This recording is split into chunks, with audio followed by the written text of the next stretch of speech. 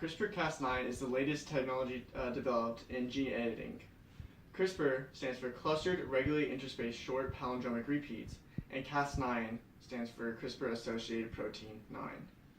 So CRISPR-Cas9 was adapted from naturally occurring genome editing systems within bacteria, and the CRISPR family of DNA was found within that bacteria. Researchers use a short guide of RNA to target specific portions of DNA.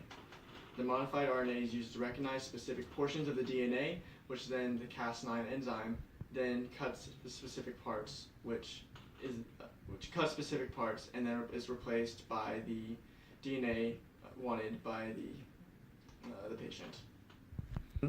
And go. There are many beneficial aspects into using CRISPR-9. Some include that it is cheap, relatively, and easy to use and precise. It can also cure negative genetic conditions, and it can also help with organ transplants. Scientists are also able to genetically modify T cells using CRISPR to locate and kill cancer cells. This could be a big step into curing cancer as a whole. CRISPR technology can also get rid of the genes that cause genetic diseases such as diabetes, cystic fibrosis, and others. It could potentially speed up the drug discovery process, given the technology is relatively cheap, precise, and simple to use. Some of the drug makers in the world are incorporating CRISPR technology into their drug research and discovery. Genome editing could also address pest and nutrition challenges facing agriculture, especially in light of climate change and rapid population growth. This could lead to farmers all across America having beneficial crops. Go. However, there are drawbacks to CRISPR-9 and Cas9. They include the issue of safety, like off-target editing, which would affect the wrong parts of the genome, mosaicism, which would affect certain cells but not all of them in an embryo, and changes in the genome will affect the individual as well as future generations, bringing up the issue of informed consent.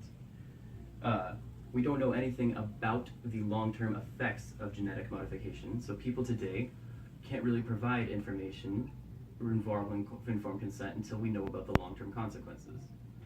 Embryos in future generations also don't have a say in how we alter our genes, which brings up the issue of humanity as a whole.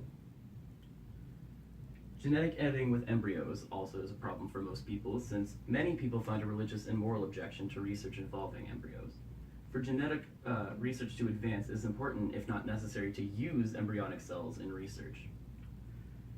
And issues with gene options and enhancement is a major issue with bioethicists, since genome editing will lead to designer babies, and preferential genes such as enhancing our abilities or form have a certain eugenics rhetoric to it that many bioethicists find a problem with. Genetic enhancement may only be